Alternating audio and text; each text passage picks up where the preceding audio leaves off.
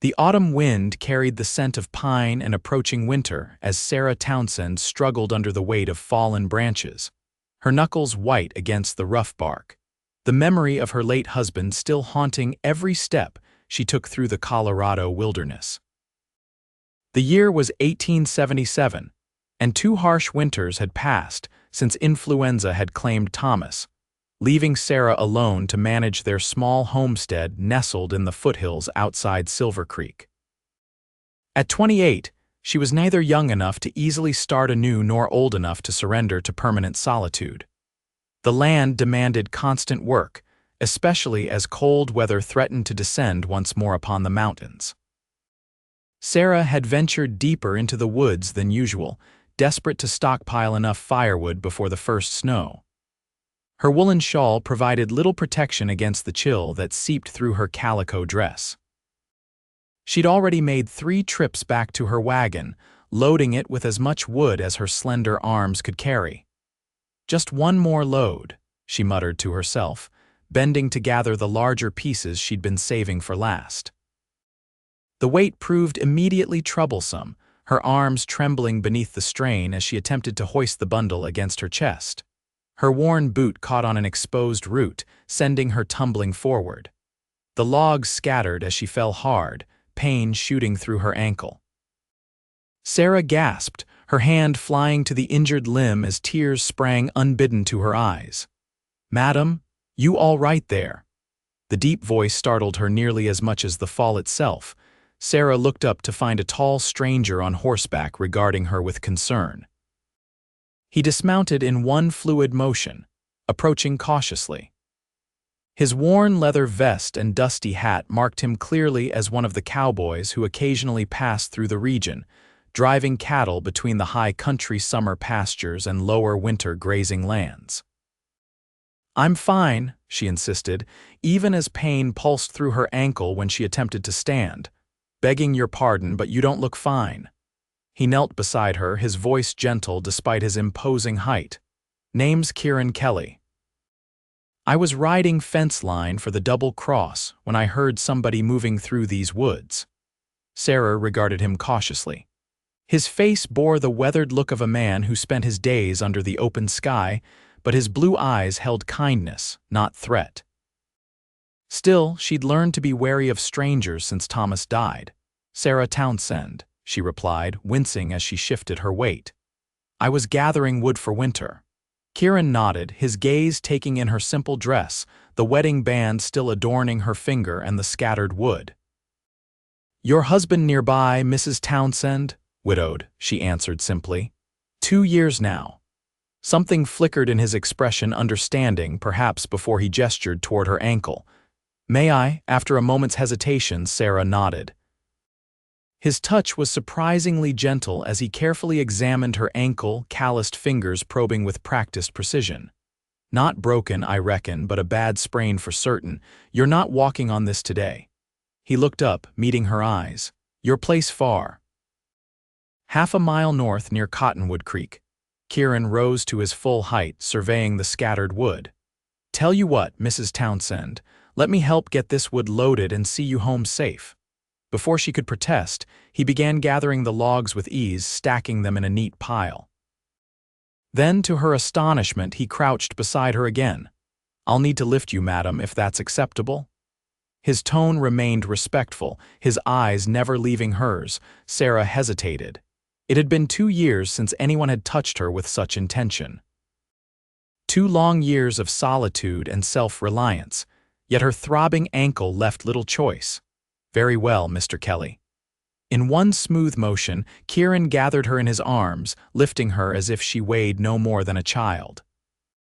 Sarah tensed at the unexpected intimacy, but his grip was steady and proper. With her safely secured, he somehow managed to balance the stack of logs in his other arm, a feat of strength that momentarily left her speechless. "Where's your wagon?" he asked, his breath warm against her hair. "Just beyond that stand of aspens." He carried her carefully, his stride never faltering under the combined weight. Sarah found herself acutely aware of his heartbeat against her side, the clean scent of leather and pine that clung to his clothing. "Been ranching long around these parts, Mr. Kelly?" she asked, desperate to break the strange intimacy of the moment. 5 years with the double cross. Worked my way up from breaking horses to running the northern pastures. He adjusted his grip slightly. Before that, Texas. Drove cattle up the goodnight-loving trail after the war. The old wagon came into view, her dappled mare still patiently hitched where she'd left her. Kieran set the logs down first, then helped Sarah onto the driver's seat with careful hands. "I'll get the rest of your wood, madam." "Won't take but a moment." True to his word, he made short work of retrieving the remaining scattered branches, loading them efficiently into the wagon bed. Sarah watched him work, noting the easy strength in his movements, the quiet competence with which he approached the task. When he finished, he returned to his horse, a handsome buckskin gelding that had followed docilely behind. "I'll escort you home, Mrs. Townsend, if you've no objection." The sun had begun its westward descent, painting the Colorado sky in shades of amber and gold. Sarah knew the practical choice was to accept his help, however unaccustomed she'd become to relying on anyone. "I would appreciate that, Mr. Kelly." He rode alongside as she drove the wagon, occasionally offering a steadying hand when the rough trail threatened to jostle her injured ankle. The journey passed with sparse conversation, yet Sarah found the silence oddly comfortable. Her homestead came into view as they crested a gentle rise, a small cabin with smoke curling from the stone chimney, a weathered barn, and a modest corral where 2 milk cows grazed lazily. A chicken coop stood beside a kitchen garden now mostly harvested for winter storage. "You maintain all this yourself?" Kieran asked, genuine admiration in his tone. "I manage," Sarah replied simply. It wasn't pride that kept her from elaborating on the endless toil, the bone-deep exhaustion that came with working from dawn until dusk. It was the knowledge that complaining changed nothing. Kieran dismounted as they reached the cabin, helping her down from the wagon with careful hands. "Best get you inside and that ankle elevated, then I'll see to unloading your wood and tending your mare." "You needn't trouble yourself further," Sarah protested, though she leaned heavily on his arm as pain shot through her ankle. "No trouble, madam." "Can't leave you to manage alone, not with that injury." Inside the cabin, Sarah directed him to help her to the rocking chair near the hearth, where embers still glowed from the morning fire. The interior was modest but meticulously kept, a table with 4 chairs, shelves lined with preserved foods, a curtained alcove that concealed her bed, and Thomas's old rifle mounted above the door. Kieran built up the fire with practiced ease, then fetched water from the pump outside.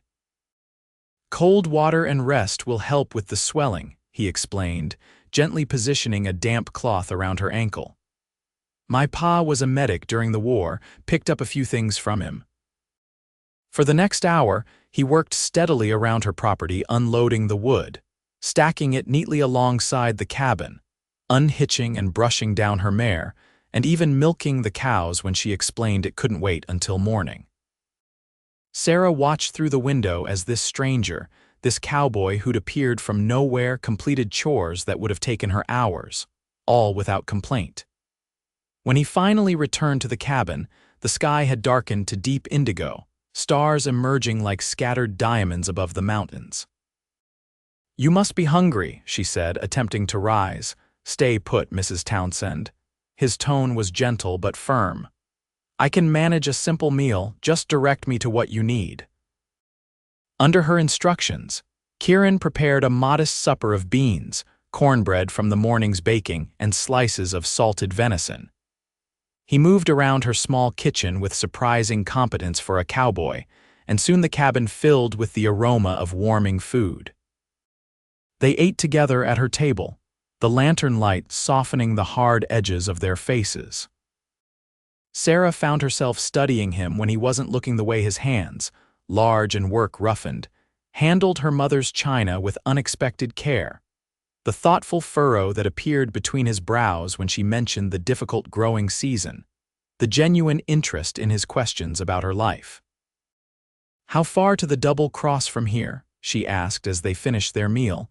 About 3 hours' ride, Kieran replied. Mr. Blackwell will be wondering where I've gone off to. Sarah felt a twinge of guilt. I've kept you from your duties, he shook his head. Nothing that can't wait till morning. The implication hung in the air between them. Night had fully descended, and mountain roads were treacherous in darkness, especially with wolves occasionally reported in the area. You're welcome to shelter in the barn, Sarah offered carefully.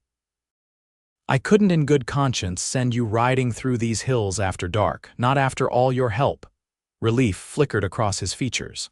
Much appreciated, Mrs. Townsend. Sarah, she corrected softly. You've earned the right to use my given name, I think. A small smile touched his lips. Then I'm Kieran to you. The next morning dawned clear and crisp, frost silvering the ground outside Sarah's window. She tested her ankle carefully, finding the swelling reduced though tenderness remained. Using a walking stick Thomas had carved years ago, she made her way to the kitchen, determined to prepare breakfast before Kieran awakened. She was surprised to find the fire already stoked, coffee brewing, and Kieran nowhere to be seen. The sound of an axe splitting wood drew her attention to the yard, where he worked steadily, adding to her woodpile with methodical swings.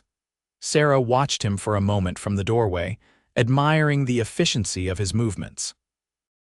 His shirt was open at the collar despite the morning chill, his sleeves rolled to reveal forearms corded with muscle. There was something poignant about seeing a man working in her yard again, something that stirred memories she'd carefully tucked away. You're up early, she called, drawing his attention. Kieran paused, wiping his brow with his sleeve. Thought I'd get a head start. That ankle needs another day's rest at least. I've managed worse, she replied, though they both knew it was bravado speaking. He set the axe aside and approached, concern evident in his gaze. At least let me help today. I've sent word to the ranch that I'm assisting a neighbor in need. Mr. Blackwell is a fair man. He won't begrudge a day's absence. Sarah wanted to refuse, to insist she needed no one's charity. Yet practicality won out. Winter was coming, preparations remained, and her injured ankle would slow her considerably. One day, she conceded, but I'll pay you properly for your work. Something like hurt flashed in his eyes. This isn't work for hire, Sarah. The use of her name, spoken in his deep voice, sent an unexpected warmth through her chest. Then why? Kieran seemed to consider his words carefully. Because it's right, because you need help and I can give it, nothing more complicated than that. But it felt complicated as they moved through the day together. Kieran repaired a loose shutter, patched a leak in the barn roof she hadn't had time to address, and split enough wood to last well into December.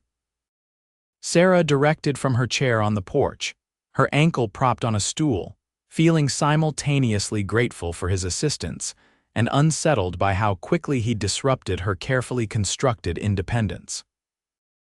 By late afternoon, as shadows lengthened across the yard, Sarah found herself dreading his inevitable departure. The realization startled her. She'd grown accustomed to solitude, had convinced herself it was preferable to the vulnerability of needing someone. I should be heading back, Kieran said finally, washing up at the outdoor basin. Your most pressing tasks are seen to, and your ankle should be strong enough for light duties tomorrow. Sarah nodded, fighting an irrational urge to ask him to stay longer. I'm grateful for your help, Kieran. Truly? He dried his hands slowly, seeming equally reluctant to leave. Perhaps I might call again, check that ankle is healing properly? I would welcome that, she answered, too quickly perhaps, but his answering smile warmed her more than the autumn sun. Kieran departed as the first stars appeared, the sound of his horses' hoofbeats fading gradually until silence reclaimed the homestead. Sarah stood on her porch long after he disappeared from view, her ankle throbbing gently, her thoughts in disarray. True to his word, Kieran returned 3 days later, riding up her trail with a burlap sack tied to his saddle. Sarah had spent those days alternately hoping for and dreading his return, chiding herself for the flutters of anticipation that accompanied every distant sound of approaching riders. Brought you something, he announced, producing a jar of liniment from the sack. Old family recipe, works wonders for sprains. It became a pattern over the following weeks. Kieran would appear, always with some small offering coffee beans from the general store, a book of poetry he thought she might enjoy, a length of sturdy rope when he noticed her clothesline fraying. He never came empty-handed, and never stayed longer than propriety allowed, yet each visit seemed to linger in the air around her homestead long after he departed. November brought the first serious snowfall, blanketing the landscape in pristine white. Sarah had fully recovered from her sprain, but found herself watching the trail more often, wondering when Kieran's next visit might come. The Double Cross ran winter operations in the lower valleys, meaning he was likely occupied with moving cattle to protected pastures. When 2 weeks passed with no sign of him, Sarah told herself it was for the best. Whatever strange connection had formed between them during that autumn day was surely temporary, a product of her isolation and his natural kindness. Nothing more. The knock at her door came during a howling blizzard, startling her so badly she nearly upset her mending basket. No traveler should be abroad in such weather. Heart pounding, she reached for Thomas's rifle before approaching the door. "Who's there?" she called over the wind's wail. "Kieran Kelly, madam. Beg pardon for the late hour." Sarah unbarred the door to find him standing in a swirl of snow, his coat crusted with ice, his face reddened from the bitter cold. "Good heavens, get inside." She pulled him through the doorway, alarm replacing her initial relief. "What possessed you to ride in this storm?"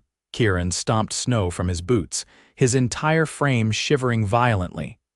"Promised Mr. Blackwell I'd deliver these documents to Judge Williams in Silver Creek. Storm came on faster than expected."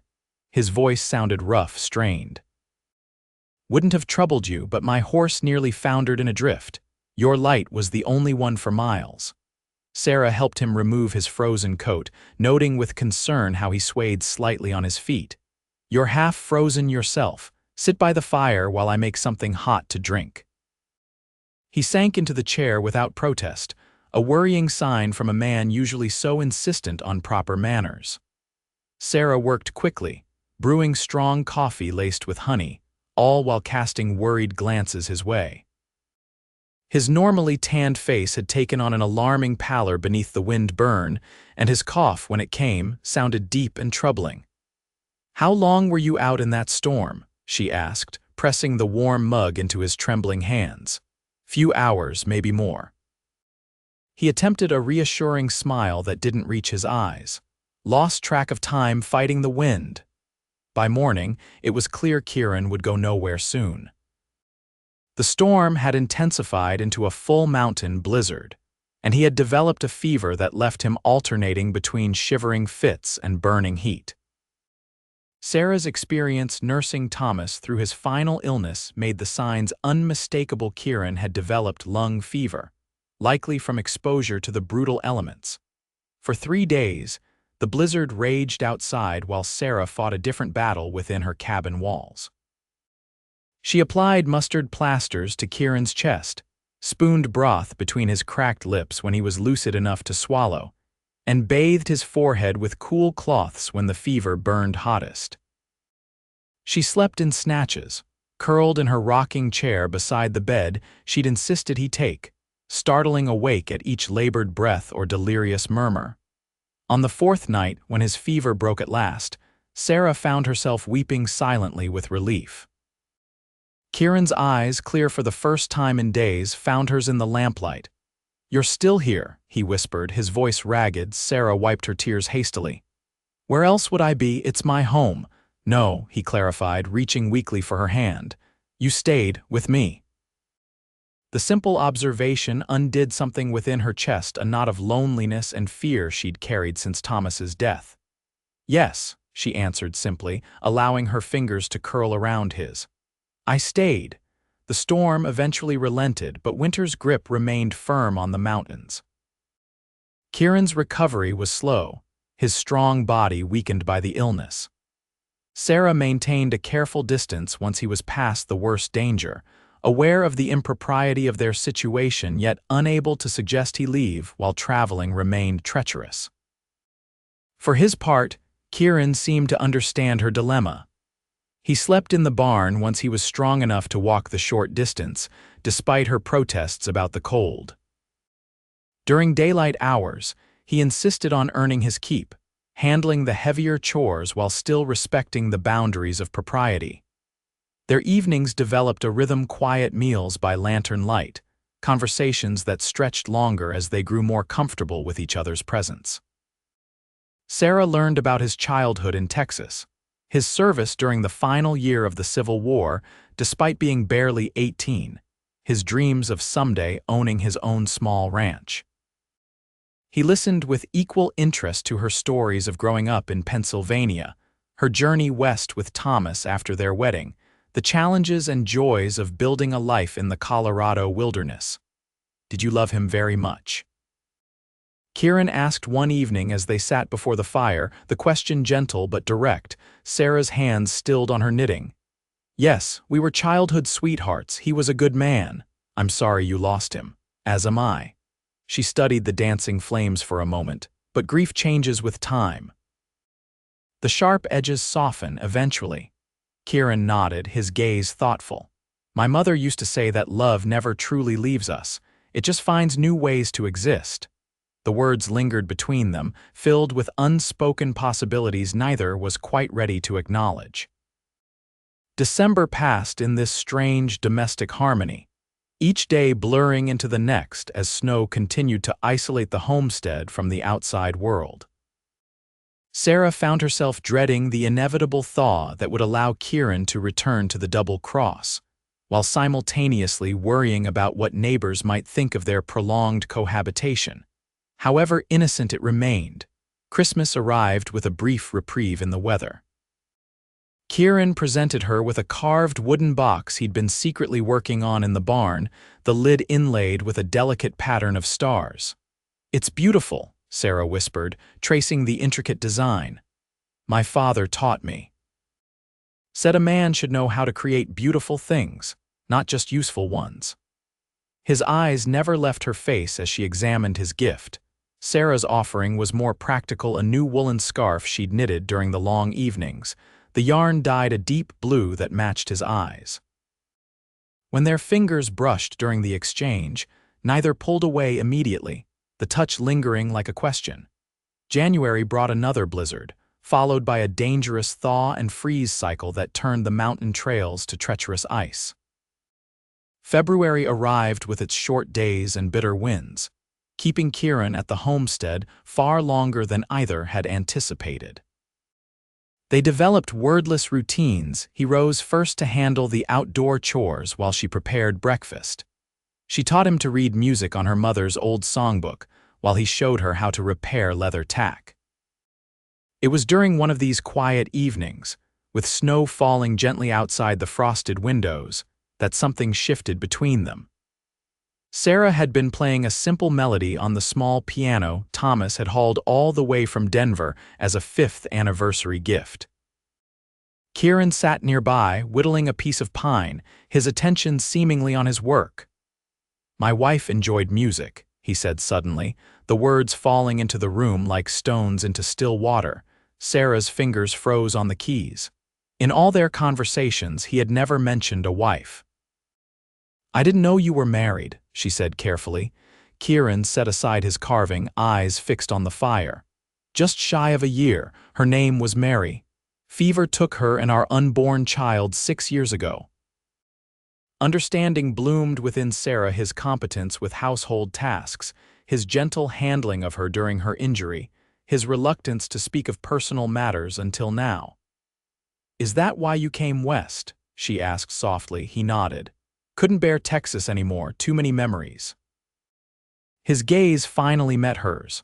"I recognize the look in your eyes sometimes, Sarah, the one that says you're seeing ghosts." The honesty of his observation left her momentarily speechless. "Does it ever go away completely?" she finally asked. "No," he admitted, "but it changes. Becomes something you carry rather than something that carries you." Sarah rose from the piano bench and crossed to where he sat, taking the seat beside him. With deliberate care, she placed her hand over his. "Thank you for telling me." His fingers turned beneath hers, intertwining slowly. "I should have told you sooner. It didn't seem right, keeping that from you while staying in your home." "We all reveal ourselves in our own time," she murmured. They sat that way for long minutes, hands joined, watching the fire burn low in the hearth, the unspoken growing tangible between them. March arrived with the first genuine thaw, sunlight strengthening each day as winter reluctantly released its grip on the mountains. The trails to town gradually cleared, and with them came the inevitable reckoning of Kieran's extended stay. "Mr. Blackwell will be expecting me back," he said one morning as they stood together on the porch, watching the sunrise paint the snow-capped peaks in shades of pink and gold. Sarah nodded, throat tight with emotions she'd been careful not to name. "Of course. You've been away far too long already." "Sarah," Kieran turned to face her fully, his expression earnest. "These months with you, they've been unexpected, precious." "For me as well," she admitted, her voice barely above a whisper. He took a deep breath as if gathering courage. "I don't want to leave." The simple declaration hung in the crisp morning air, heavy with implication. Sarah felt her heart beating against her ribs like a wild thing seeking freedom. "What are you saying, Kieran?" "I'm saying I care for you, deeply. More than I thought possible to care for anyone again." His hand reached for hers, tentative yet determined. "I know it's been only a winter and perhaps it's too soon after your Thomas, but it's not too soon," Sarah interrupted, surprising herself with her certainty. "Thomas would not have wanted me to live alone forever." Hope brightened Kieran's eyes. "Then might I court you properly, call on you with the intention of," he paused, seemingly searching for the right words, "building a future together." Sarah supplied, a smile finally breaking through her composure. "Yes." His thumb traced gentle circles on her palm. "Exactly that." Spring transformed the landscape around Sarah's homestead, snow giving way to vibrant green meadows dotted with wildflowers. True to his word, Kieran returned to his position at the Double Cross, but rode to visit Sarah every Sunday without fail. Each time, he arrived with small tokens of affection, wildflower bouquets, hand-carved figurines, once even a calico kitten he'd rescued from a flooded creek. Their courtship progressed with the changing seasons, unhurried yet purposeful. Kieran joined Sarah at church services in Silver Creek, enduring the curious glances and inevitable gossip with quiet dignity. Sarah found herself caring less about whispers as the weeks passed, her happiness outweighing concerns about propriety.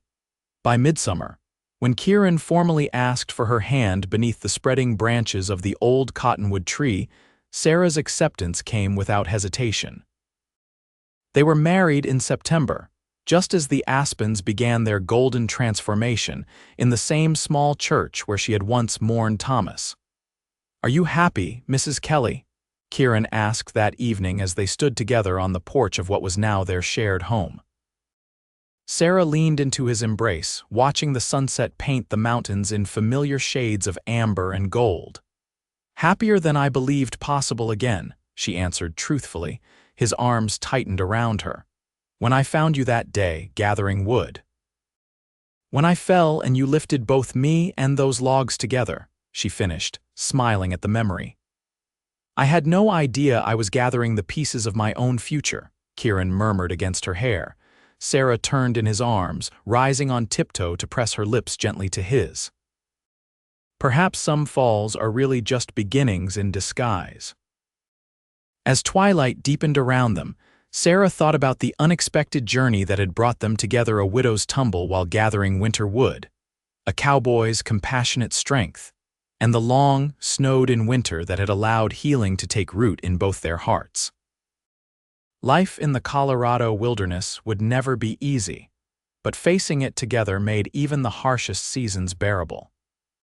They stood watching as the first stars appeared above the mountains, two people who had found in each other not replacements for what they'd lost, but companions for whatever lay ahead, proof that even in the wild, untamed West, love could find a way to flourish among the broken branches of the past.